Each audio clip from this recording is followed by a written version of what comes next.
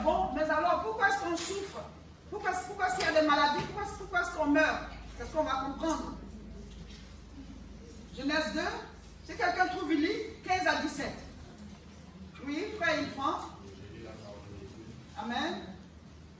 L'Éternel Dieu prit Lot et le plaça dans le jardin d'Éden pour le cultiver et pour le garder. L'Éternel Dieu donna cet ordre: alors tu pourras manger de tous les arbres du jardin, mais tu ne mangeras pas l'arbre de la connaissance du bien et du mal, car le jour où tu en mangeras, tu mourras. Certainement. Amen. C'est bon. Merci, frère.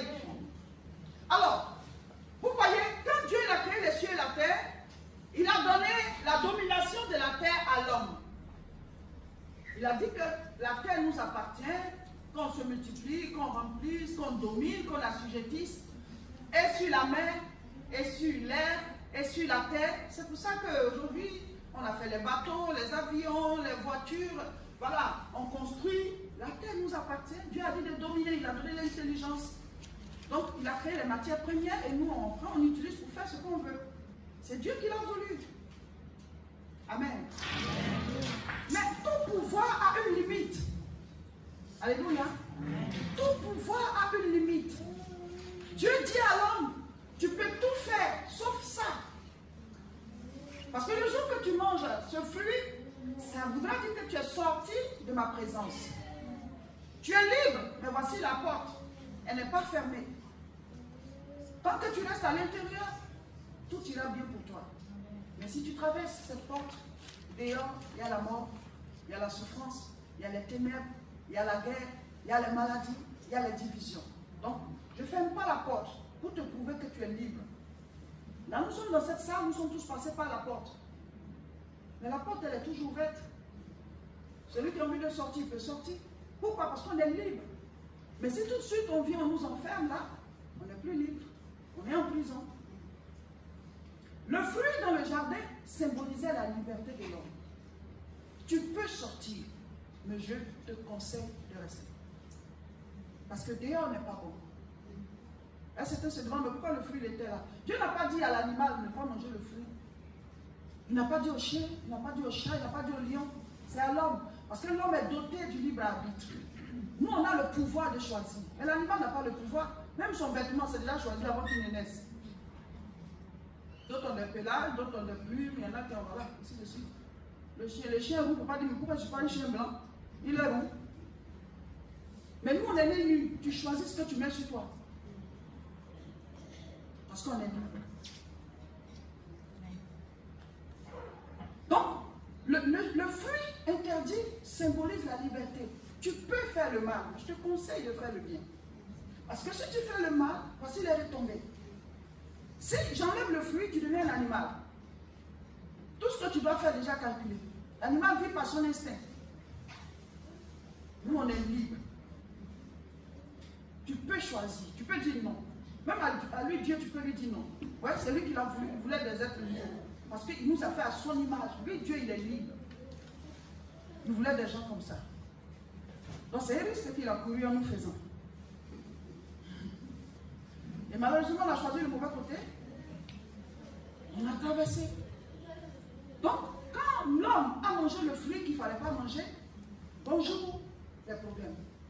D'où viennent les maladies, les guerres, les souffrances, tout le mal qu'on se fait les uns aux autres. Ça vient du péché. Et le péché, à l'origine, c'est la désobéissance à ce que Dieu a dit. Donc, les maladies ne viennent pas de Dieu. Souvent, quand on prêche la parole aux gens, ils disent, mais Dieu existe pour qu'on souffre. La souffrance ne vient pas de Dieu. La souffrance vient de nos choix. Si tu passes tout ton temps à fumer, d'ici quelques années, il y a des maladies que tu peux avoir, tu vas accuser Dieu. S'il y a certaines choses que tu manges, d'ici quelques années, ça va produire quelque chose. Parce que 1 plus 1 égale 2. Il y a des maladies qui arrivent sans qu'on ait causé. Oui. Mais il y en a aussi qu'on a causé. Et on accuse Dieu. Donc, quand le Seigneur lui, ça va lui faire du mal. Mais c'est à nous-mêmes que ça fait du mal. Donc quand on prêche, on dit, mais Dieu existe, on souffre. Non, c'est pas Dieu. Dieu, il avait créé le monde bon. Tout était là. Le soleil est là pour nous. Mais Dieu avait quelque chose entre nous et le soleil pour que ça nous détruise. Mais nous, on est en train de détruire ça. On détruit la couche d'ozone. Les saisons sont mélangées, c'est pas Dieu. C'est nous-mêmes. Nos choix. Chacun pense à lui, il ne pense pas à l'autre, il ne pense pas à demain. Aux générations futures. C'est pas Dieu, c'est nous. Il nous a donné tout bon. C'est nous qui détruisons. Donc qu'est-ce que Dieu veut? Qu'on revienne à lui. Par le péché, on est sorti. Mais par la repentance, on revient à lui. On l'accepte, on dit, je reconnais que je suis pécheur et que si je meurs dans cet état, je suis perdu. Je te reçois, Jésus, toi qui es mort pour moi. Prends mes péchés et je prends ta vie sainte. Jésus fait un troc entre lui et nous. Il prend nos péchés et il nous donne sa vie sainte. Et quand tu le reçois, tu n'es plus coupable de rien. Lui, il prend toute ta culpabilité et il a déjà d'ailleurs payé pour tout. Amen. C'est ça, c'est un troc. Il y a une histoire, une anecdote qu'on nous a racontée. À l'époque, on dit ça fait très longtemps, il y avait des jumeaux, deux frères, qui se ressemblaient, très pour très. Et il y a l'un parmi eux qui est devenu chrétien. Et l'autre, lui, il était carrément le contraire de son frère. Un brigand, un voleur, il fait des braquages et tout. Et son frère, très sage, qui a fait ses études, il travaille, il a tout le temps sa Bible, il lit sa Bible, il est chrétien. Et personne, les deux n'étaient pas encore mariés, ils vivaient dans la même maison. Et le braqueur, il allait faire un coup, une nuit, et en se battant, il a tué quelqu'un. La personne a déchiré ses vêtements, et il y avait le sang de la personne sur lui. Et à l'époque, quand tu commets un crime, on te prend, ou alors c'est la guillotine, en tout cas tu vas mourir. Donc il était poursuivi par les gardes. Il rentre à la maison. C'était déjà au petit matin, parce qu'ils ont fait la course-poursuite durant toute la nuit. Et au petit matin, il est rentré dans la maison. Il a trouvé son frère assis en train de lire la Bible. Et son frère, il voit son frère jumeau qui entre, les habits déchirés, les gardes qui arrivent avec des chiens qui crient, et le sang sur lui partout. Il dit, qu'est-ce que tu as fait? Il dit, ah, je suis allé faire un coup, ça s'est mal passé, le gars il est mort. Et je suis sûr qu'on va me prendre. Mais lui, quand il regarde son frère, il sait que si on le prend là, il va aller en enfer, il n'est pas sauvé. Alors qu'est-ce qu'il dit? Il dit, on se déshabille, prends mes vêtements, donne-moi pour toi.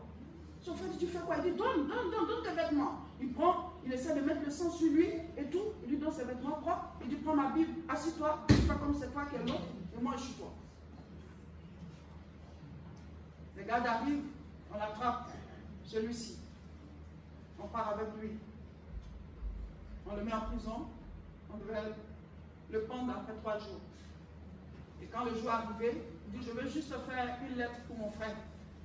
On dit, ok, il fait la lettre, il donne à son frère, on remet à son frère et lui on le prend. Et son frère lit la lettre, il dit, souviens-toi des vêtements que tu as portés. Si tu commences à te comporter comme avant, ils sauront qu'ils n'ont pas tué le vrai. Et ils vont te prendre et te prendre, parce que c'est toi le vrai coupable. Désormais, tu dois te comporter comme si tu étais moi. Tu dois lire la Bible, tu dois aller à l'église, tu dois prier. Comme ça, ils savent qu'on a tué le faux. C'est l'innocent qui est là. Mais en fait, on a troqué nos vies. Donc l'autre, il était obligé de devenir chrétien, de se comporter sagement, de vivre sagement. Parce que si jamais il reprend ses braquages, ils sauront que, ah non, son frère était trop serré, il a dû échanger là. Ils vont lui aussi le tuer. Mais c'est ça l'histoire entre Jésus et nous. Jésus a pris tes péchés et il t'a donné sa vie. Et lui, il est mort pour toi. Il avait le pouvoir de mourir et de revenir à la vie. Mais nous, si on mourait, c'était fini. Notre frère, il savait que s'il mourait, il était sauvé. Mais si c'était l'autre, c'était perdu. Il a pris la place de son frère. Jésus a pris ta place. Amen. Et il est mort à la croix. Maintenant, toi, comment est-ce que tu dois vivre? Comme si c'était Jésus. C'est pour ça que l'apôtre Paul dit, ce n'est plus moi qui vis, c'est Christ qui vit en moi. Amen. Mais si tu continues à te comporter comme avant, malgré que tu as accepté Jésus, mais le monde spirituel sait que ça, c'est pas Jésus. C'est pour ça que malgré que tu es chrétien, tu continues d'avoir des problèmes parce que tu te comportes comme avant. Acclame le Seigneur.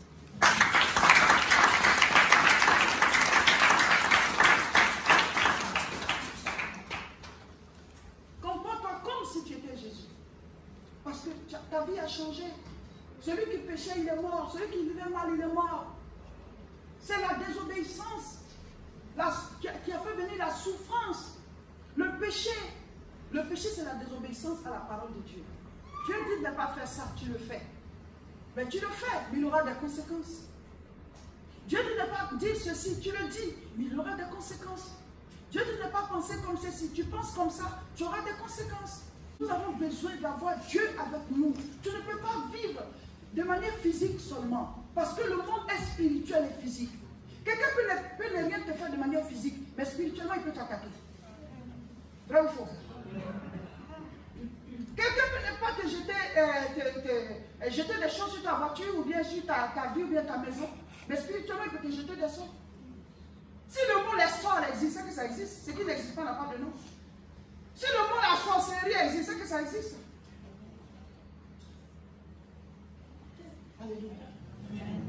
Je ne suis pas en train de vous dire d'avoir peur, mais je veux vous faire comprendre que nous devons nous donner à Dieu. Ne vis pas juste comme ça sans avoir une relation avec le Seigneur. D'abord, après la mort, où iras-tu?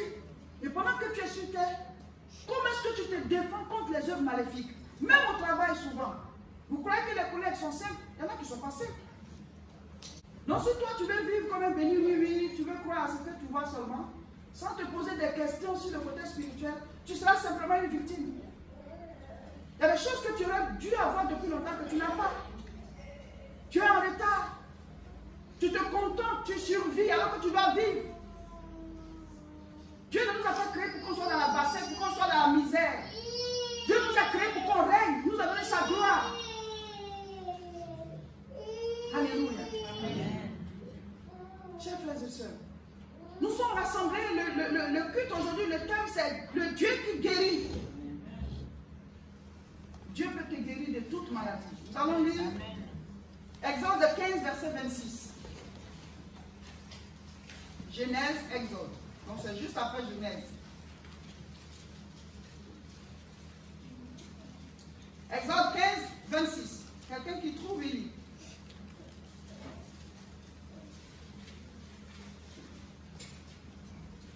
Ok. Oui, vas-y, sœur. Je lis la parole.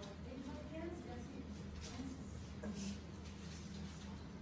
Il leur dit, si vous m'obéissez vraiment à moi, le Seigneur votre Dieu, en faisant ce que je considère comme juste, si vous écoutez mes commandements et mettez en pratique toutes mes lois, alors je ne vous infligerai aucune des maladies que j'ai infligées aux Égyptiens. En effet, je suis le Seigneur, celui qui vous guérit. Amen. Je suis le Seigneur, celui qui vous guérit. Dieu est le Dieu qui guérit.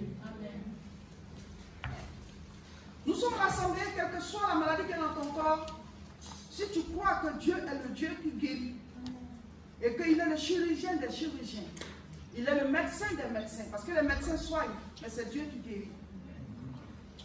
Plusieurs personnes peuvent avoir la même pathologie, les médecins vont les traiter, ils vont les soigner, il y en a qui guérissent, il y en a qui en meurent. Ça veut dire que c'est Dieu qui guérit. Les médecins soignent, mais c'est Dieu qui guérit. Si tu crois que le Seigneur peut te guérir de toute maladie, si tu crois qu'il peut te délivrer de toute oppression, alors il le fera. Amen. Tout à l'heure, on va prier pendant des minutes.